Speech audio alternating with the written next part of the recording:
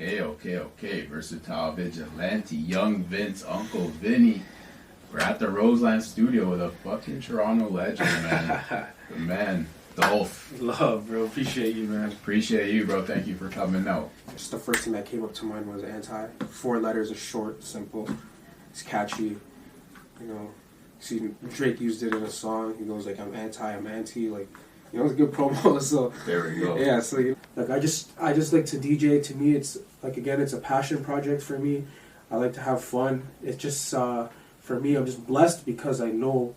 Well, I've met a lot of people, and I know a lot of people in the industry, and obviously, you know, people in the industry, and they'll give you that chance. Yeah. And you know what I mean?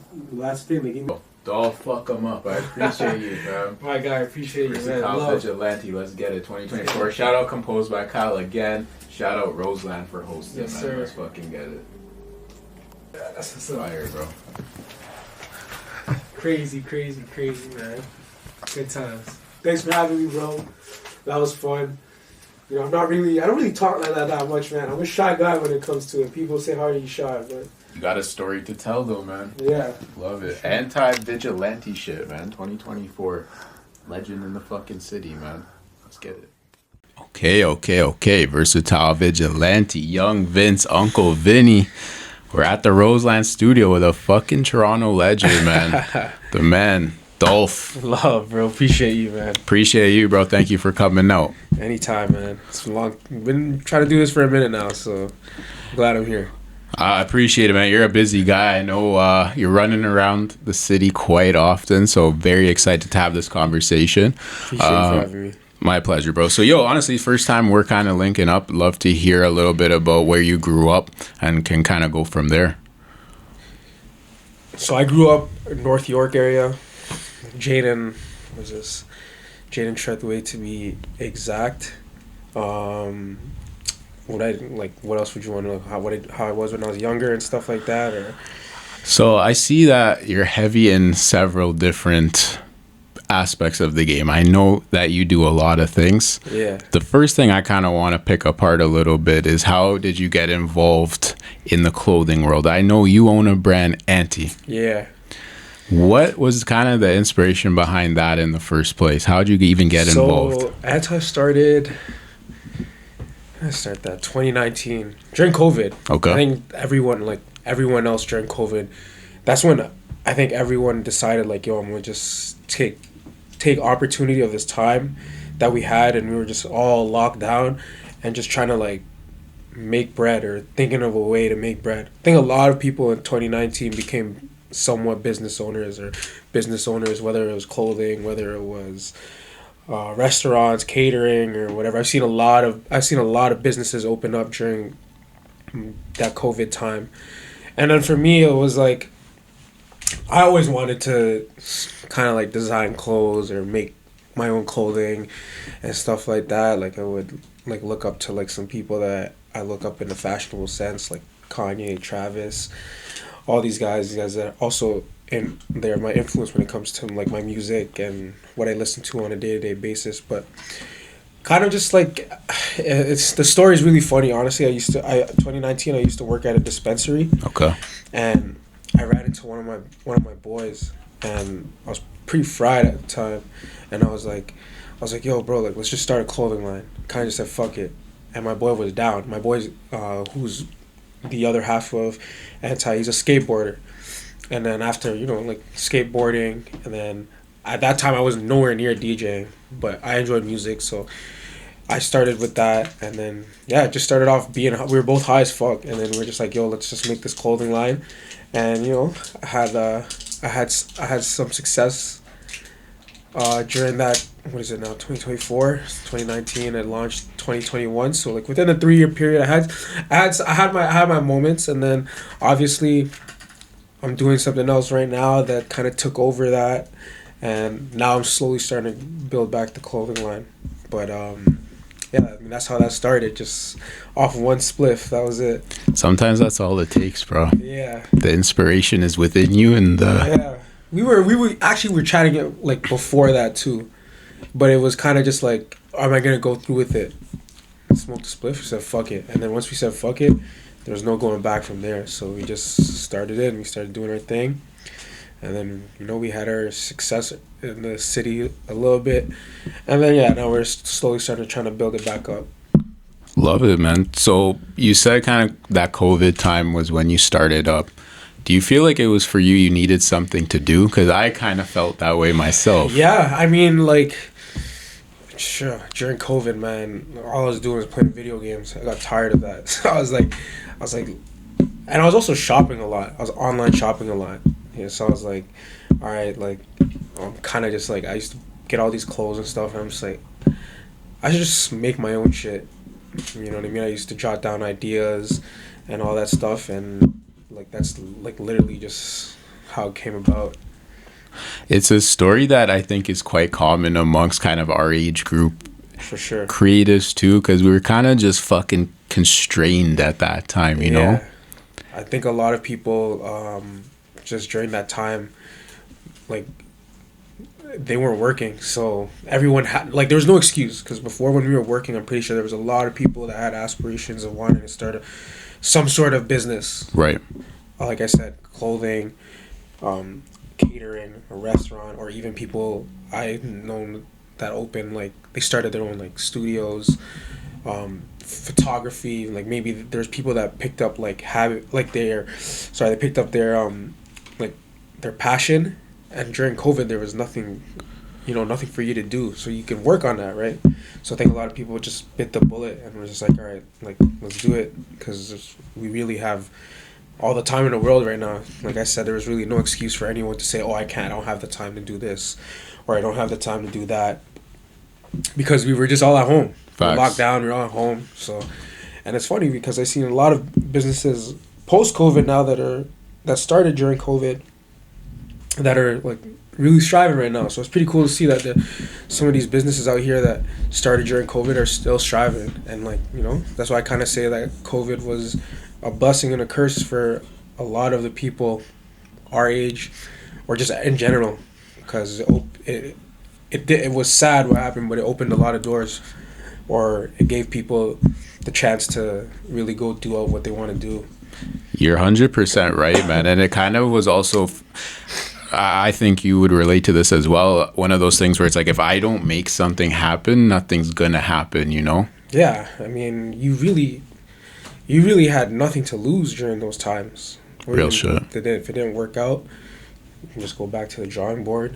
You know what I mean? A lot of people, if you were smart enough, there's a lot of people that took that, when they weren't working, they took that money that they were getting from the government, they were leveraging it to build something or to invest into something, and now, like, some of them are paying dividends, right? So facts. If you don't put yourself out there, you never know.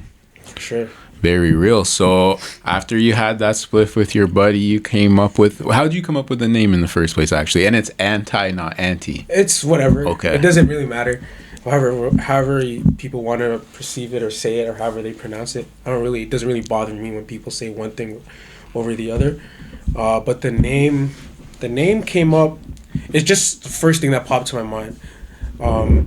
It also has to do with, like, how I grew up. Like, I was very, like, kind of rebellious in a way. And then, like, I remember during high school, I was also, like, behind closed doors. I would shy away, do things a little bit different. Didn't really want to, like, follow masses. And I was just, like, I kind of just took that, and it still goes with me till this day. Yep. You know what I mean? So, like, to me, it's like, if you look at the word anti, it just means to be opposing, against. I remember when we were thinking about the name, we were like, oh, like, how's this going to be perceived to the public? Because, like, the word anti kind of has a negative connotation to it, but it just means you can be opposed of something, and it's not bad, right? So that's where that came about, just about like my attitude, and like how I moved when I was younger. Just the first thing that came up to mind was anti. 4 letters is short, simple, it's catchy. See, Drake used it in a song. He goes like, I'm anti, like, You know, it's a good promo. So There we go. yeah. So you know what I mean. It's just that's just how it came about. I like that a lot, bro. And kind of, I was attracted to the brand you have because you can kind of tell you go against the grain a little bit. And Yeah, for sure. That's definitely part of it. I mean, now that I wouldn't say now like I'm rebranding, but now moving forward, like that's what we're trying to do when we're working on our designs. I think like back in like when I started, I was moving very fast. Now I'm like toned it down a bit, and I found what I want to work on and designs that I want to work on and silhouettes that I want to do, and you know what I mean. It took a lot of time. I feel like the time off that I did take from it also helped out a little bit because it's the one thing with the clothing is not, as you see, there's a lot of people that have clothing lines, and I'm not saying my clothing line is super successful. Like I'm proud of what we accomplished so far, but like clothing like and fashion and all that, it's like it's a tough game to be in. Trends change quickly, you know what I mean. Like there's a lot of money that goes into it, and like if you don't put like you can lose a lot of money too, right? You put all this money into one design and it doesn't hit. That's why you see a lot of clothing lines that just come in and out, you know what I mean. So that's why I didn't really rush what I was doing. I was able to take a step back. I always like, if I wanted to start fresh, I would always start fresh, which is what we're doing right now, starting fresh and kind of just fusing my clothing, the clothing line, with what I'm doing, and with what my boy does, and it kind of all meshes together. You know, he's a skateboarder. I DJ now. I do a little bit of nightlife stuff, and like clothing fits to every single aspect of that, right? So that's kind of like how we're moving forward, from now on into the future too. I really like that you said that, bro, especially about like sometimes you have to slow things down and pull back to take that next step up. Yeah, for sure. I really relate to that, man. I feel like as you get a little older too, you realize, yo, it's okay. Yeah. There's no rush to it. You know what I mean? It's good to sometimes take a step back, as long as you're moving in the direction of you going up, down, but in like a upwards direction. You know what I mean? Facts. Because like it's not as a clothing brand owner or designer, like all your designs are not gonna slap. There's gonna be some that you know are obviously more popular to the people and they like it, and there's gonna be people that have their opinion and be like, no, I don't like this. And like I think that's one thing I needed to accept, it that like not everyone is gonna like your designs, but it's like you really just gotta tone in onto the people that do. You know what I mean? Because there's people that they start a clothing line, they get discouraged because like you know they don't sell out right away. And like one thing I always say with the clothing is like your first drop is always gonna do well because your friends are gonna support you, they're gonna show out, they're gonna buy it, they're gonna buy your clothes. But after a while, you know what I mean, like they're gonna be like, okay, like I've supported you, and like you know it's okay that they don't buy it here in the next drop or the drop after that, but like it's always the second, third, fourth drops that are more important, because then you see outside of your friends like who you were able to connect with. Right, building a niche market, building a core fan base. Yeah, like I think one thing that we did well, but like we didn't capitalize on, is we at one point we had like a subculture of our own where people were DMing me, it's like, yo, I know what it means to be anti, like I see your movement, this and that, and you know we didn't capitalize on that, and then we can say we lost it, but now we're working back to it. But like I'm not discouraged about it. It's a slow grind, you know? You're playing chess, right? You're playing chess, bro, and it's part of a journey. I really liked how you phrased that too, because you're absolutely right. It's kind of like the saying where like getting drafted to the NBA is a huge achievement, but staying is even more of an achievement. You know, it's like you got like people who, if you want to bring basketball terms, you get people who get drafted sometimes first pick, first top 10. Yeah. And then you never hear from them again, right? Then you have people that go undrafted or they go late, second round, that are now all-stars. Jokic, right? Man. Yeah, Siakam was one of them. Yep. Van Vliet was one of them. So, you know what I mean? It applies to like life. Yeah, everything in life. 100% right, bro. What was the first piece you guys put out?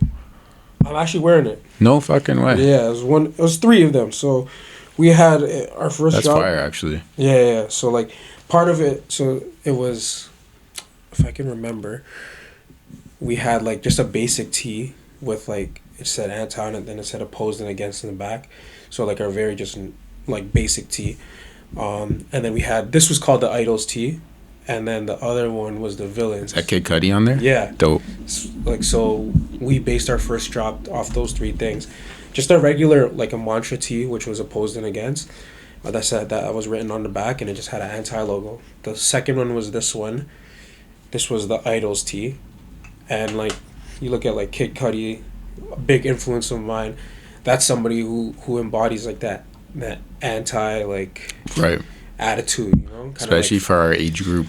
For sure. I mean, for a lot of people, including myself, you'll hear people say that Kid Cudi saved their life. I'm one of them. If I'm like, not to be a cliche or anything like that, but that man saved my life. His music, you know, he let people feel that, you know, feeling down is not like, you're not, it's normal. Like, you know, like there's a lot of people going through it too. So that's why, like, you know, he embodies that anti attitude that fits into my brand. And then the Villains tee I did was which one was that? Oh, it was a Death Note tee with what's his name, Riek.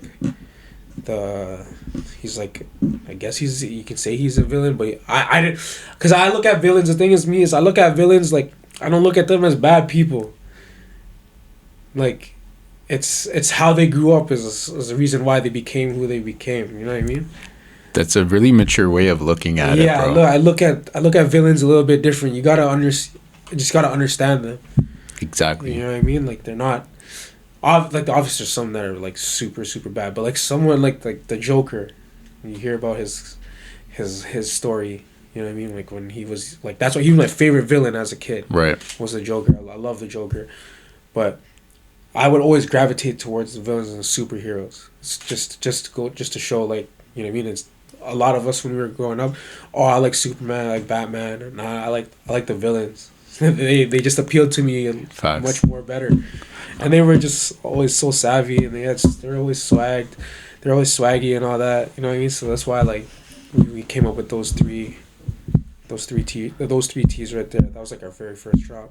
That's so interesting because each one is a very different role, different vibe. Exactly. Falls under that umbrella, but that's real, bro. And you know, the hero villain thing is interesting too as you get older, where you realize, oh, this person's typically not as bad as we thought. Yeah. You know, no one's perfect. Like, that's what I'm saying, and that's why I always gravitated towards the villain. Cheering for the bad guy in the movie, bro. I'm the same way. Yeah, for sure. So after that first drop, it went pretty crazy? Yeah, so, I mean, obviously, that was the very first drop. All my friends were supportive. People, my cousins, family, they all bought some T-shirts. So that like sold out. I think we did a pre-order, but that sold out within like a day. You know what I mean? So that did very well. And then after, I don't remember what I did after that, but we had a good run, because I think I started the brand in 2019. I didn't drop till 2020, and then by summer of 2020, I want to say, or even I think 2021. I don't remember the timeline, but we had a pop up at Kensington that went well. Dope. I don't know if you've seen like the story behind it, but then eventually we got cease and desist by the MLB. Bro, I wanted to ask you about that. Yeah, so I mean, like, and then like after that timeline is funny, because after that, I think that's what, 2020. So 2020 we dropped, and then along that year we did a pop up that did very well with my boy Ice Cap. Okay. He does like the hats with the rhinestones. Seen those? Yeah, so dope brand. He does that. We did a pop up at Kensington Market at Brim's. So shout out Dame, if you're ever in Kensington and you want to get custom hats, or you want to do anything for your brand, you hit Dame. He's a sick guy. Yeah, met he's him a really before. Good guy. He's a good guy. He allowed me and Jason to do a pop up, and I mean, we couldn't believe it. Like, we're just like two groups of people, and just popped up at Kensington and had a line out the door. People coming in like, oh, I like this hat, I like this hoodie, I like this shirt. I'm just back and forth buying each other's brands. You know, it was a surreal moment. Family came through. It was fun. And then, you know, I had a couple more drops after that. Then I did like a couple fitteds, had a couple tees, you know, and within that, like, you know, some of the tees didn't hit, but whatever, you know, you keep moving, you keep doing different things. We did hoodies. Our hoodies always do well. And then I believe that's when we got, no, we did, I did a collab with my friend, Butter on the Commas. He's also has his own brand. We did a collab together. Then we dropped this Loyalty Over Love hoodie that everyone till this day asking me to bring it back, to restock it, like going like crazy. And we did that like Valentine's Day. And then I think that year, yeah, we had that whole year. So 2022, sorry, that's when it was. 2022, we got, yeah, I think, I don't know if my timeline's right, but 2022, within that year, yeah, within 2021, 2022, I was able to get Scottie Barnes to wear our stuff. Hard. So that's when that was his first year. Whenever his first year was in Toronto, we got my boy Jason, who runs Ice Cap. He's like, yo, give me some gear. I'm giving a hat to Scottie. And then he dropped it off to him. And then the All-Star game that was in Cleveland, he actually wore shit down the runway, which was crazy. And then, like, shortly after that, we got cease and desist from the MLB. Or other way around, one of the two. I don't remember. It was so long ago. I don't remember. But, and then, yeah, and then we were kind of just, that's when I kind of, like, settled down. And then life got busy for me and my business partner, and then I started what I'm doing now. What an interesting, like, kind of test of balance. Like, you get such a crazy look with the Scottie thing, and then such like a difficult situation with the cease and desist. Yeah, I mean the cease and desist. It was honestly when I saw that email, I still have it to this day. When I saw that email, I got gassed. I was happy. That's like, good promo, bro. You can't really pay for that. Were like, oh man, like, yo, you got cease and desist from the MLB. That sucks. And I'm like, sucks. I'm like, we were at that point. We were like a small. I still consider myself a small brand, but we were even smaller then, with like maybe less than 2,000 followers, or even less than 15. And like we got on the MLB's radar. So I mean, you look hindsight, we're doing something right. Facts for them to see what you're doing is what we're doing. You know what I mean? So that was people always tell me like, yo, like that must have sucked, and I'm like, nah, that was good. I used it as promo too. After that, everyone wanted to buy a couple of our hats after that. So yeah, it wasn't. I didn't take it as a negative. No, I think you did the right thing, man. That sometimes that little bit of controversy is I mean, with that, you know, any promo is good promo. Facts. As long as you're not doing some messed up shit. But like getting cease and desist by $1 billion company, maybe you can say trillion, MLB maybe, yeah. Them guys, and I got under their radar.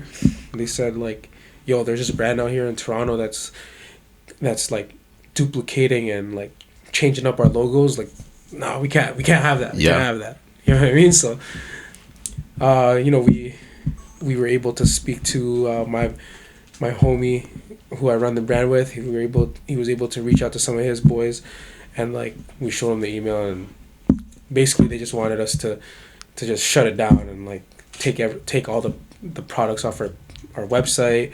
You know what I mean? And at that point we were already sold out of fitted, so it didn't really matter to us. You know, we just had a couple of like other fitteds on there that were like our original designs. But like, yeah, that's how we came up to. I think a lot of our design process back in the day. I mean, and it still resides with us today. Is taking these familiar logos that people are familiar with, and then repurposing them. I think Virgil says it.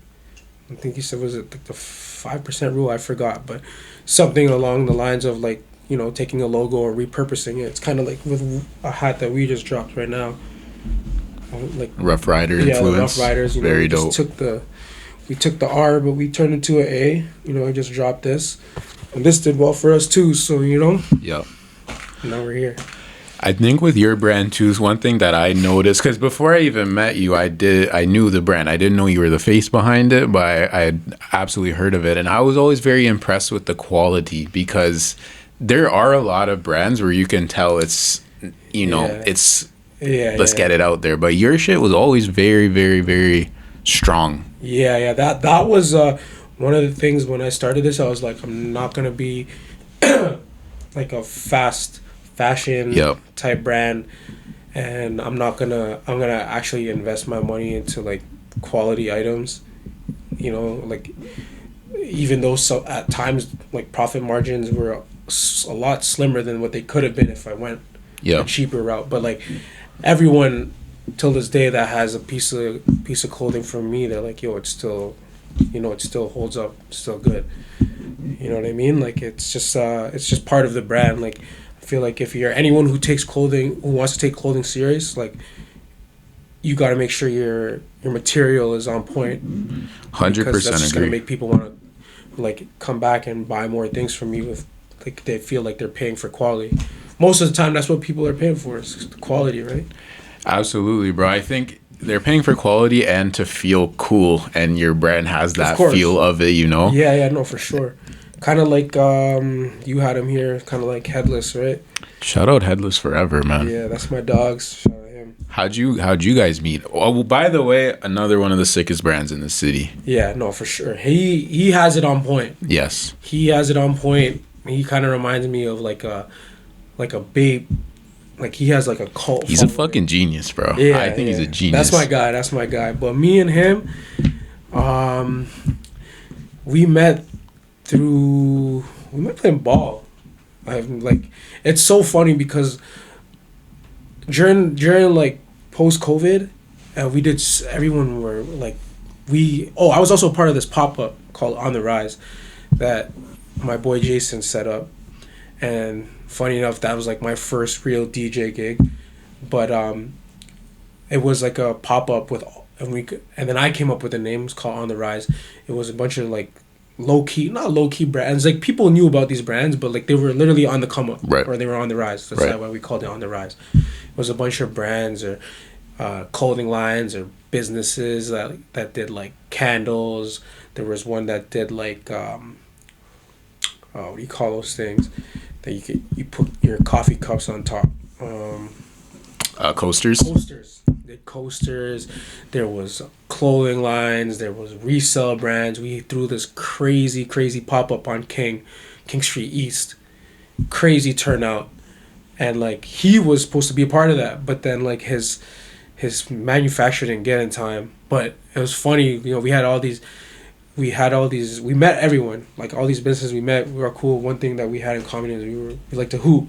Okay. So like at one point we were doing runs and we called it the small business run, because like it would be all these small business owners and we were just all running. And then like Flyboy, he pulled up, and then it was like, oh, he's the guy behind Headless. And then since there on out, now me and him have been really close. We've done parties together. I've helped him do some of his parties. We're actually doing a party in March, end of March. So exclusive. Yeah. So pull up to that, man. That's a fucking. Yeah, we're doing a party end of March for his brand too. So ooh, I'm excited, bro. I'm there. Yeah. That's fucking lit. The thing about him and you that I really like is you can tell that both of you are just doing what you believe in. Sure. Right or wrong, what anyone else thinks, you believe in it, and you can't fucking fake that. Yeah, no, it's definitely like something that he's passionate about and something that I'm passionate about. And it's like, at the end of the day, like I remember when I first started, I didn't feel like work. So it was like it was clockwork. Right. Like it was seamless. Same thing with DJing. It doesn't feel like work to me, right? I mean, sometimes it does when I'm doing like back to back, and it gets, it puts a lot of stress and toll into your body, into your mind. We should talk about that later, but like, you know what I mean? Like, DJing to me doesn't feel like work. That's why I enjoy doing it.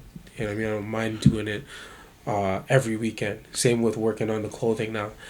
Like it doesn't feel like work to me. And at the end of the day, like, we're like what Flyboy's doing, what I'm doing, and what whoever whoever has a business, they're just building on their name. And I think like you can't go wrong with wanting to build something on your name, right? Completely agree, bro. Because that's all you really have. What else do you have? You know? You don't, and to be honest, you have nothing to lose. Nothing to lose. Right? So I think there's like a, I don't know if it's a narrative, but there's like, there's a stigma of like, you know, you only have one shot to do it. You know what I mean? But like, look at a lot of people. There's a lot of people that have done like 5-6 businesses, and on their like 10th one, that's the one that slapped. Absolutely, bro. Right? So like, you just as cliche as it sounds, you just gotta dare to be great. You know, you gotta take that risk. You gotta take that big leap. You know, you gotta trust yourself.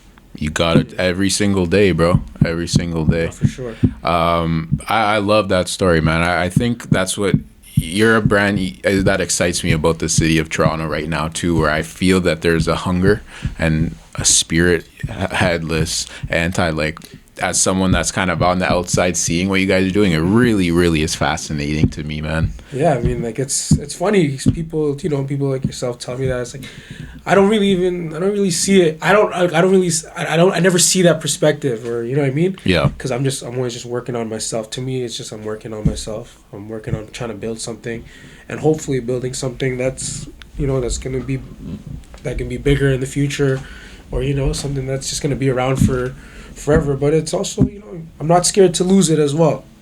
Facts. You can't hold on. You just gotta know when things are right, when to let go, so when to start something new. It's just a part of the game. You always have a next move to make. Yeah, there's always a next move to make, man. Always. Very real. So you've hinted at it already, and I'm super curious to get into this topic, the DJ topic. Right. You mentioned already at that pop-up was like a little bit of a taste for you. How did that even come about? So, me, I've always been musically inclined. I love music always. I was always the guy that was like, yo, let me get aux in the whip. The aux, man. Yeah, you know what I mean? And they'd be like, yo, let me get the aux cord. I would always play. I would even always have house parties at my crib. And, you know, we would always have parties. So I think, like, when I was younger, like, I didn't know it then, but it was setting me up for what I'm doing now. You know what I mean?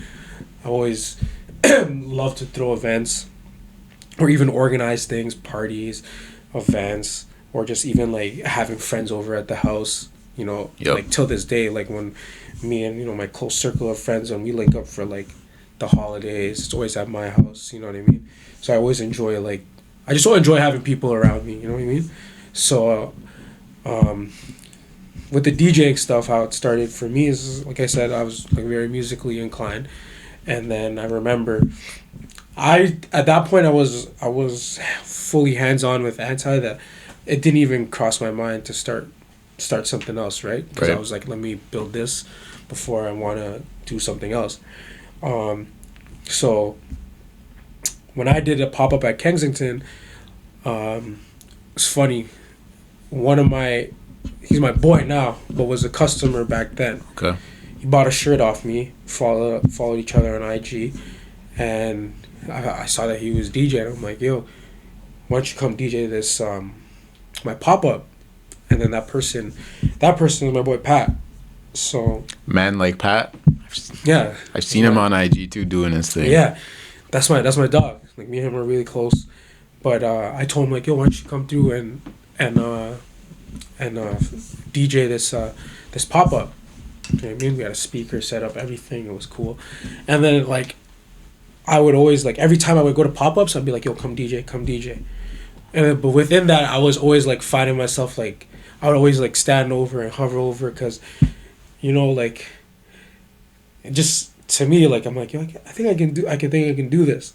And also, even before that, forgot to, because this is a really important, it's really important how the reason why I'm a DJ today, or I decided to start DJing, was because when I was younger, or not even younger, when I was like 19, I was saying like 19 to 20, 25, 26, I'm 27 now, so 25, 24, I was partying a lot I knew people that were in the nightlife. I knew people that owned clubs. So I was partying a lot with my boys. We were getting lit every weekend. And then after, I remember that's when post COVID, right? There was no clubs, there was nothing, right? So then after that, like everyone, it was a slow grind to get back the nightlife scene up, get into the clubs and stuff. But then eventually I was kind of like, man, I spent so much money in the club, is just getting hammered every time. And then I was like, it'd be nice to get paid to be out there, right? So again, like, it was always in the back of my mind. And then I would always when I used to go out to the club, I would always used to be by the DJ booth because I knew the DJs. And I would be like, yo, it's funny because this is so as a DJ, this is so frowned upon. But I used to be that kid. I was like, yo, like, why don't you try mixing this song into this? But it's different for me because my boys were the DJ. Right. So you weren't a random guy. Yeah, I wasn't like a random guy. So my guys were like, yo, try mixing this into this. Because, like, me, like, I would always, like, hearing two songs, I would, like, know, like, what would mesh well. Facts. So I remember at one point I told my boy, I'm like, yo, why don't you mix this song into this? Or he would forget to play a song. And I'm like, yo, you forgot to play this. So I don't know if you know, like, back in the day, DJs, they would have, like they'd be spinning on vinyl, right? Yeah. With, like, records. And then they would have their boy be with the crates. With the crates, yeah, right? Absolutely. I was like that, like, modern day version. Right. Like, I would see my boys DJing and I'd be like, yo, it's, like, prime time and you forgot to play this song. And I'd be like, oh shit, respect. And then I'd be like, yo, why don't you try mixing this into this? And then he would mix it and be like, ooh, he's like, what? Like, you know what I mean? So, like, I always had an ear for music. Right. I listen to music all the time, like, every day, 24/7. I'm always listening to music. And then, yeah, fast forward, like, that was, like, pre-COVID and, like, young teens. And then fast forward, did the clothing line stuff. And then yeah, so Pat came along, and then I'd be like, yo, Pat, let me try and fuck around with this thing. And then I would do it, and then, kind of just like, okay. And then he'd be like, yo, and then at one point he's like, yo, why don't you just do it? Like, just, just go all in on it. You can do it, just do it. And I was like, oh man, I don't know. And then, like, I was kind of like quiet because I didn't really start DJing until 2022 summer, July. So I'm really only this July of this year. That's 2 years. Just fucking nuts, bro. Because I would not have guessed that. Yeah. So I remember, he gave me his deck, and then I would practice at home, and I'm like, okay. There was so much that I didn't know back then, but, like, I would practice, and then eventually I did my. I remember specifically with Pat. I remember when I started his DJing. I was like, he had all this downloaded music, and I'm like, yo, let me just put that on my hard drive. And he's like, fuck no. And he's like, bro, it's like, if you want to DJ seriously, like, you have to sit down at home and you gotta download these songs. And then, like, I didn't realize that back then, you know what I mean? Like, I was just starting. I was like, yo, just give me some songs. You know what I mean? But then now, I see that you literally got to put in the hours. Yes. Go into these programs, these crate programs where you can download music and, learn the craft. Yeah, exactly. He's like, if you're going to take DJing seriously, fam, he's like, you need to sit down and you got to start downloading your own music. And then from there on, that's what I did. And then we did the On the Rise pop-up. That was great. And then I was DJing. I wasn't DJing, like, seriously then. It was like my one gig. That was like December of 2021, that On the Rise pop-up. And then, a couple of my friends' birthdays, we do that. And then, like, within, like, that January of 2022. And yeah, that's the year. Again, that's the year with Scottie Barnes and all that, 2022. I was also practicing. I was practicing a lot then. And then I was like, yo, I think I'm ready. And I was ready to go out to actual club. Yep. And, like, but yeah, I really, it's so funny. I thought I was ready, but I wasn't. But, like, when it came down to it, I wasn't. Like, just, playing in front of an actual crowd. Now you're there, like, you have to make sure the vibe is right. It was a lot, but you just need to get through that You have to get through that hump. Yeah. Right. You gotta dive in. Yeah, you know, you gotta just get through it. Facts. You know. So, I remember I was like, I'm ready. I'm ready to start. And then me and Pat, we did a party at Sari.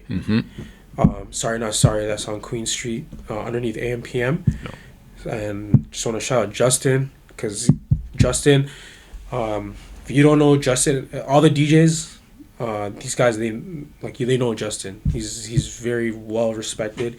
He gave me that first opportunity to even just do a party in his club, and that party was crazy.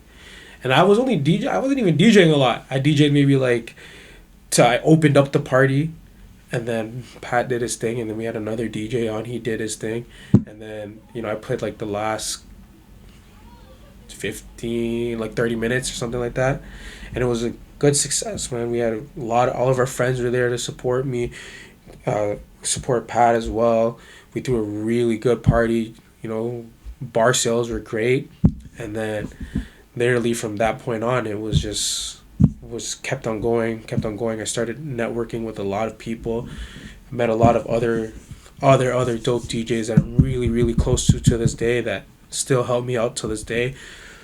And then I remember I was doing a couple events within that summer of 2022, and then I remember Thanksgiving is when I had my real humbling moment, because within those times I was just DJing with my friends, but this time we were at a club. But either way, my friends were gonna fuck with me regardless, right? Because you're DJing to your friends, so you know what they like, right? For sure. So I had my real first humbling moment at Door 3. This on King Street, and this is one of my homies. They run the club. Okay. So I had two of my boys that we linked up, and we did parties together. And there was times where I wasn't DJing seriously, but I was still practicing my craft. But I was throwing parties still, with my boy CJ. Yeah. And then we did a couple, and then we did one of our other boys, his name's Garth. He reached out to us, and now it's kind of me, CJ, and Garth, and we do that's my main team. Yeah, we do parties, and we did a banger Caravana party. Crazy. That party, legendary. That party was so much fun. I'll never forget that. And I wasn't even DJing that party. I was just help organizing holding it down. Yeah, and then I was like, yo, I think I'm ready to get on my own events.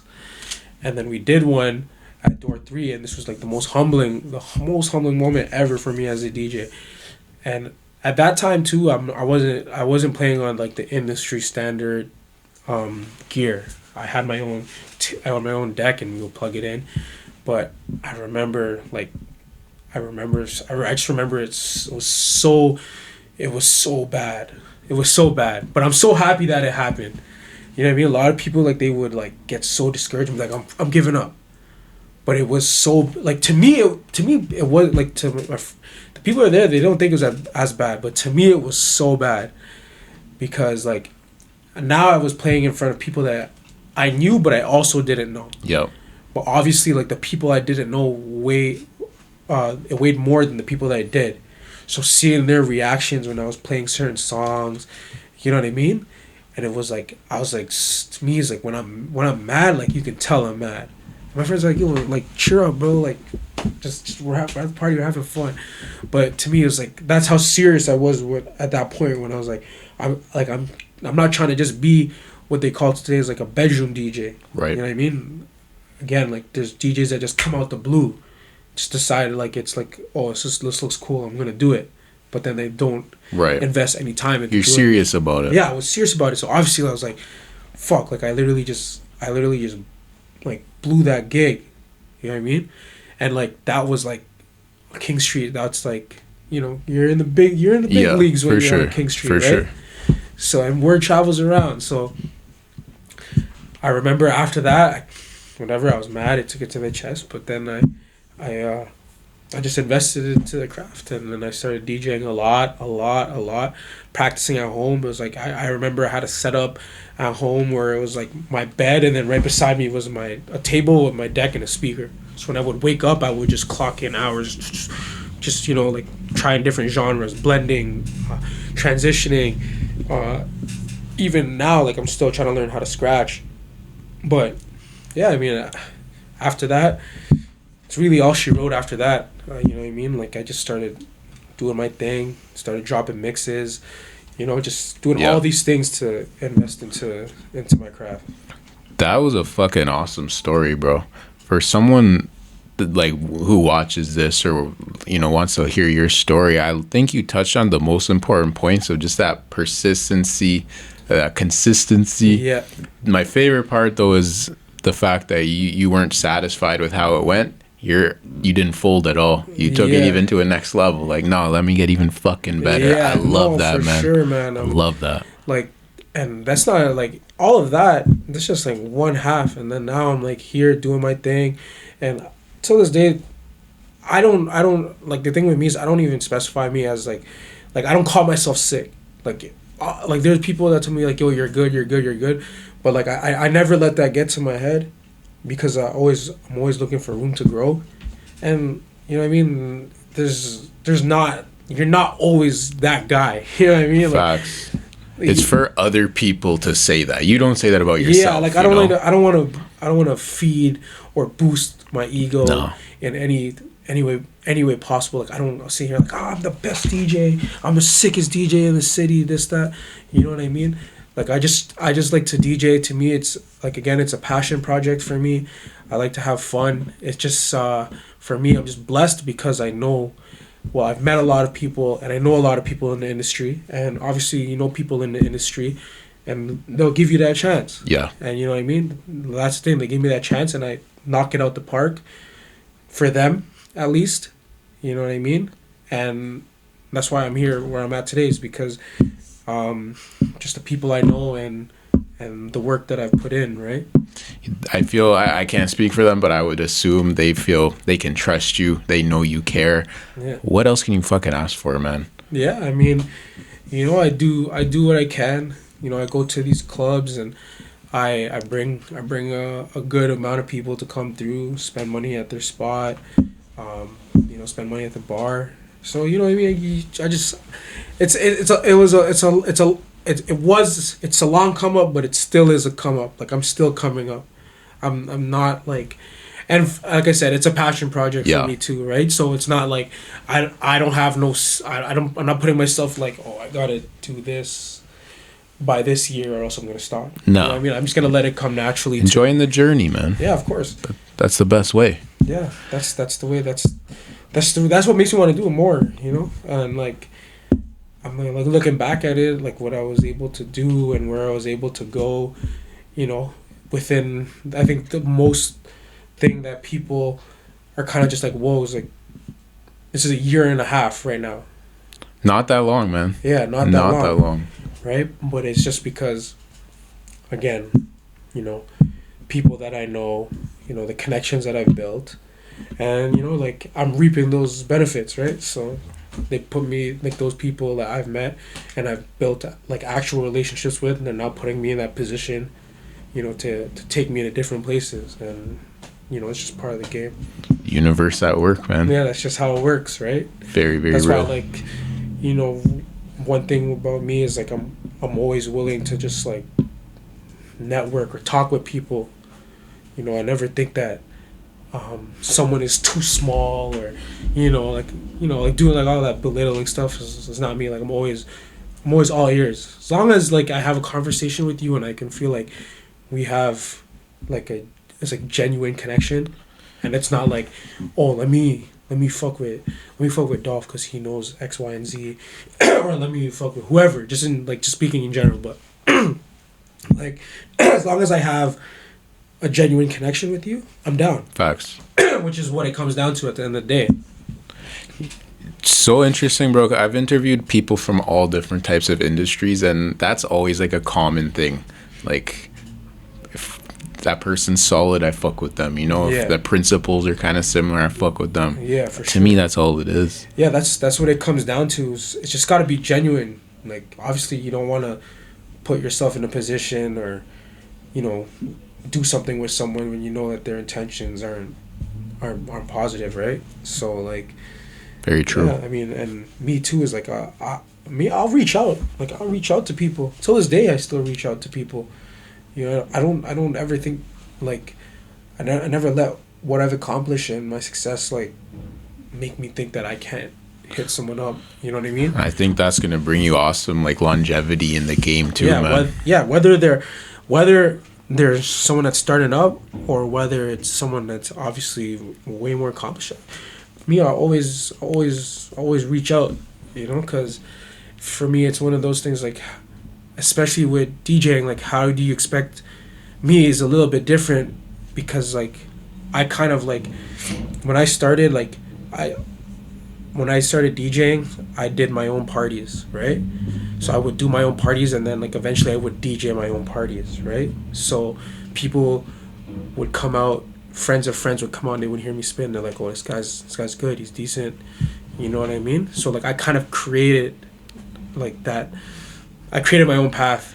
I think that, like, I did things a little bit different within, like, the DJ, like a DJ's come up or when they start out, you know? Usually when DJs start out, they're under someone's wing or whatever the case may be. I could be wrong though, but, like, or, you know, they gotta go to the club and be like, yo, spin for free or whatever. You know, there's just different things that I've heard for people's come up, but, like, I kind of just created my own thing, right? Super organically. Yeah, I just created my own thing. I spun for my friends. We would throw parties, you know, and then, like, obviously, like, friends of friends bring friends, and then, you know, like, sometimes some of those other friends are DJs too, and then they come through to the party, they hear you spin, and they're like, oh, you know, you're good, like, then now let's work together. Boom. And that's how it kind of started. It's how I met, like, all these other great DJs. To name a few, there was that I've worked with personally. There's Pat that I've done work with. There's who else? There's a lot of people. Like, as of recently, you know, Mike Rock, who's a legend. Who else? Pam, which was P Baby. She's a crazy DJ. I've done work with June, who's also a videographer. He's a DJ as well. Crazy. Louise, like, all these guys. There's a pool of DJs that I've worked with that I'm like, that the way we met was so organic. Yeah. And now, you know, we've done so many parties together, and, like, there's probably some DJs that I didn't name, but like all those guys, to me, they're never I'll never forget those guys. Like, those guys, you know, like, it was such an organic how we met. Yeah. You know, and then we were just doing our thing. And now, like, some of these DJs, we've traveled together. We're good friends, you know, like, and we're just always, like, keep in contact, and, like, you know, we're planning stuff for this year even. Like, there's just so many dope DJs in the city of Toronto, which is why I think Toronto is, like, a very special city when it comes to this DJ game, because there's so many dope DJs in the city. Like, it's actually insane. Like, I can't even, like, past 10 like, more than there's, like, I can't even put a number to it. There's just a lot. Yep. There's a really lot of dope DJs doing their thing, man. It's like inspiring to see other DJs striving in different areas, even in different genres. It's kind of just like, oh man, like, that's pretty cool. Like, I want to do that in my own way, or, oh man, like, you know, like, it's just mad cool to see, like, other people striving. Just it motivates you more, you know. It is cool, bro, and I like that you said in the city of Toronto, because the city of Toronto, like, it's very focused on rap, and I feel like a lot of, like, rappers don't fuck with each other. So in the DJ world, for people to fuck with each other and help each other grow, it's so refreshing, man. Yeah, no, for sure. Positive. I think the DJ community in Toronto is, like, the thing with the DJ community in Toronto, as long as you put your stripes in, Yes. That's all. That's how it should be. Yeah, you get that respect when you put in the work, you put in the time, and people see that and they hear it, and the quality of music and the way you're DJing and your style and how you're transitioning, or even your music selection, or how you're able to read a crowd. Like, like as long as you put in those hours and you study and you do your fair share of downloading the music and like all of that. And hey, man, like sometimes even you gotta have a shit party for you of course, bro. to progress, right? Or you gotta, like me, I used to be a DJ that used to just look on my laptop like this and not even look at the crowd. Versus now, like I've grown where I can see like, oh, okay, like they're not feeling this. Let me switch it up. Live and learn, man. One of my favorite cliches. Yeah, for sure. Only way to do it. Keep going. 100%. You kind of amazing. Like that was so fucking cool for me to hear, bro. Really, really appreciate you sharing that. And you kind of touched on it already. I'm interested to hear your thoughts. You mentioned like physically, it's a pretty difficult gig. What's like your average night in the clubs, hour wise, and talk a little bit about like physically. Yeah. So I mean, see the people when people who look at DJs outside looking in, like they think that we're just turning a bunch of knobs and pressing a bunch of buttons, but like I seen someone who was on a podcast and they said it was like playing like Tetris at the hardest level. Literally, that's what it is. That's what DJing is. It's like it's not we're just pressing buttons, man. It's like we're thinking, we gotta think like 5 steps ahead. Like, where are we going with this? The vibe is here. I want to bring it up here, or I want to slow it down and then bring it up here, or I want to switch this. I want to switch this vibe. I want to switch this genre, do all this. It gets stressful, man. Like, you know what I mean? And like you have like your friends, they think that they're there to party. They think you're there to party too, but you're actually at work. Right. So you can't really drink too much. Can you? Yeah. I don't know. I can't. You can. Okay. I half the time you see me DJ, the best times I DJ is when I'm out of my mind. Okay. Yeah, but that's where I'm saying like you really gotta have a balance. Like I'm getting older now, so like I feel that shit like the next day. Right. Where like my head is pounding and I'm sleeping until like 7 in the evening. You know what I mean? Like it's tough, man. Especially you're doing like these back-to-backs, or you're going on the road and you're traveling OT. You know what I mean? Like I done gigs where I went to Ottawa, then I went to Montreal, then come back to Toronto. You know what I mean? Yeah, or you've done your fair share of gigs, especially in the summertime, where you're going parties from day into night, or you're going from venue to venue, and it's stressful, man. Like sometimes like it puts a toll. It's hard to, you gotta just be really, you gotta know your limits, and you just gotta balance. Like, yeah. It's not every day. I mean, for me, I'm bad. Like I get hammered all the time. I can't say no when my friends want to bring me a shot. Yeah. Or usually the clubs will give us a bottle, and like I'm drinking. Next thing you know, I'm like 5, 6, 7, 8. I'm like 10 shots deep. I'm like head spinning and all of that. But there's times where like I was just like, damn, this is like a little bit too much. So it's just a matter of that balance and that discipline. Yeah, you adjust to as you get older, right? Like you did things differently at 18 than you do now. That's part of life. You know what it is though, is I think a lot of people, they tell me like, yo, Dolf, like how do you go off the back-to-backs? Or how do you DJ and then, you're doing 3 gigs in one day, or you're going Thursday, Friday, Saturday, Sunday, or, you're doing all that and you're drinking.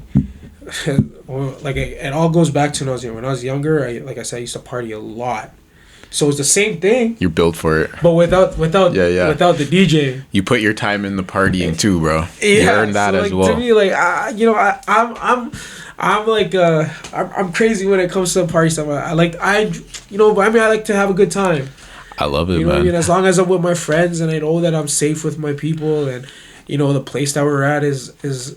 Obviously, I feel safe at, your limits. Like, oh, if the vibe's not right, you're not going to, like, partake in too much alcohol, you know what I mean? Because, gotta be on obviously, point. like, stuff you know, like within this nightlife industry, there's obviously a lot of negatives too. You know, there's a lot of scuffles that go on. Sure. And you know, usually it's over some real stupid stuff, but you know, it happens. And like, you know, you just gotta put yourself in the most safest position at the end of the night, right? Yep. So you know, I mean, like I always do a good job at like surrounding myself with people that just want to have a good time. My friends always, when we all go out, it's like we're just there to have fun. We're not here to cause problems. You know what I mean?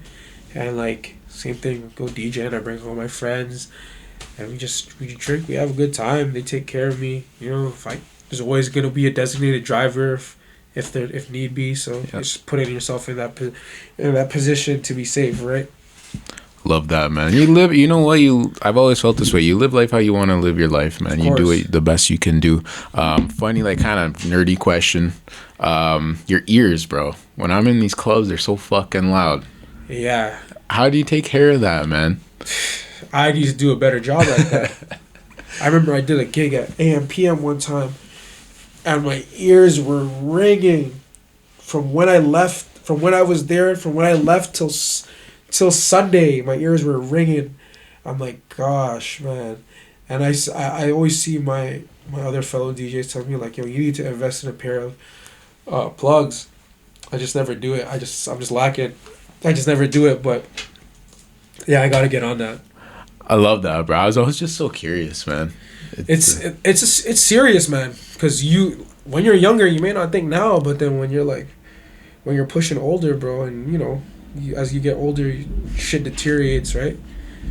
Like, you'll never know what happens in the future when it comes to your hearing, because like it'll be like this, like speakers like all this, fucking night, bigger and more louder, and just like crazy, bro. You know what I mean? So it's just in your ear, just loud. You know what I mean? And then there's there's even like instances where, you know, people are trying to come up to you and talk to you, which is like my biggest pet peeve at DJ is when like someone is talking to me while I'm working. I'm like, just let me work. Facts. You know what I mean? And they're just out here just ringing off in your ear, and then, you know, you get like that too, right? You get people ringing into your ear, and like because the music's loud now, they're yelling into your ear. So, you know, it gets it gets a little bit crazy. I could imagine, bro. But yo, you do a fucking awesome job, man. I see your posts. You're killing it, man. Very, very high. I have a high amount of respect for you, what you've built with your brand, what you're building as a DJ. Really, really appreciate you taking the time to speak with me as well. Yeah, man. Anything you want to promote, talk about? Me, really, just I don't really have much going on right now, and plus I like living in the moment type thing. So I have stuff planned out, but then I don't like to what's the saying to this, but I don't want to like hatch my, like, you know, before your eggs before they hatch type shit. Absolutely. You know, so I just, obviously I'm working on some new clothing coming up, hopefully some new collabs on the way. I know me and Headless were talking, so I'm trying to, like, me and him, we're trying to link up and try to do something special for the city. I would go so fucking crazy. You know what I mean? Obviously, more parties that I'm doing. You know, I'm always trying to elevate that. That's pretty much all I'm really working on right now, and just, again, always nonstop, 24/7, just working on my craft. Love it, bro. I really appreciate you, man. This was a fucking awesome conversation. What's your IG? Where do the people find you? You can find me RCABANGAN.13X. That's my IG. And on my IG, you can find everything else there. Dope. Put that up on the screen. All of that. If you want to hit me up, you want me to DJ or party or something like that, you can just hit me up on my IG. Amazing, man. Yo, Dolf, fuck them up. I appreciate you, fam. My guy, I appreciate you, man. Versatile Vigilante. Let's get it. 2024. Shout out composed by Kyle again. Shout out Roseland for hosting, man. Sir. Let's fucking get it.